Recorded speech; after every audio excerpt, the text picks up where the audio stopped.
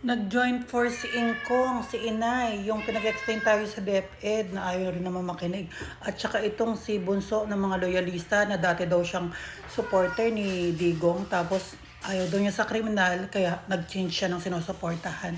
Nagsanib yung dalawang pwersang to, kala mo makatalinuhan. O game, kaya todo kayod yan eh. Tignan mo nga mga post, puro lang pagbabatikos at pangungutya sa mga loyalist. Judgmental yan, akala mo. Kilala niya pagkataon mga loyalista. Kipit yan eh, need niya ng money. Hey! Walang nagbabayad sa akin, una sa lahat.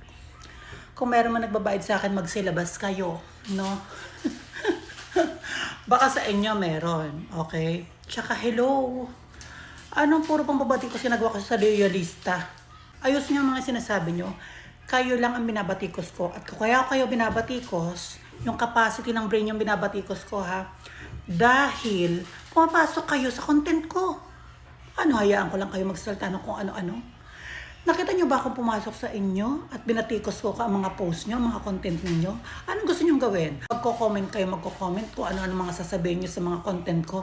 Tapos kapag na-playan kayo, sasabihin niyo, binabatikos ko ang mga loyalista. Oh my God! The brain is empty.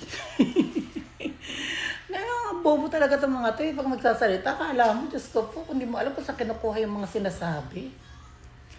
Alam niyo ba yung mga chika nyo? Alam niyo ba yung mga comment nyo? Ang lakas maka-grade 1. Please. Mga wala kayong mga muka. Kung ano-ano mga kodanin nyo. Eh kahit pagsamahin pa yung dalawang utak ninyo. Uututan ko lang kayo. Yun na yung reply ko sa inyo. Talo pa kayo eh. My God. Judgmental daw ako. Paano ko naging judgmental doon? So kapag hindi ko kayo sinagot sa mga pangit na comment ninyo, martir naman ako. Hindi naman ako marunong lumaban. No? Hindi ko binabatikos mga loyalista kung hindi sila gumagawa ng way para batikusin sila. Kagaya niyong dalawa. At ang pangbabatikos ko sa inyo ay ang pagsukat sa level ng utak, yung understanding, yung kung paano mo explain, yung pangunawa, hindi yung bilang isang loyalista. Huwag kang stereotype. Huwag kang kumatawan sa isang grupo na kung ano yung sabihin ko sa'yo, feeling mo para sa lahat. Para sa inyong dalawa lang yan. Anong tawag kapag pumasok kayo sa content ng ibang tao at kinokontra nyo yung sinasabi ng taong yon? Kabastusan. Kaya kung anong ginagawa ko sa inyong dalawa ngayon, deserve nyo yan. Dahil ang taong bastos, deserve bastusin. Kayo itong magre-react sa video ko, tapos kapag nag-response ako, pa-victim kayo. Galing nyo ah. Gipit daw ako, kaya daw kailangan ko ng pera.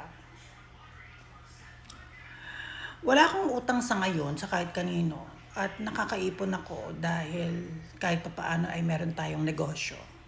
At kakapa-opera lang natin. Gumastos tayo ng 150,000, no? Saan ang gipit doon? Ang totoong mga gipit na kumakapit sa patalim ay yung mga taong gumagawa ng mga account. Mga walang muka at dumidepensa sa mali. Kasi may bayad.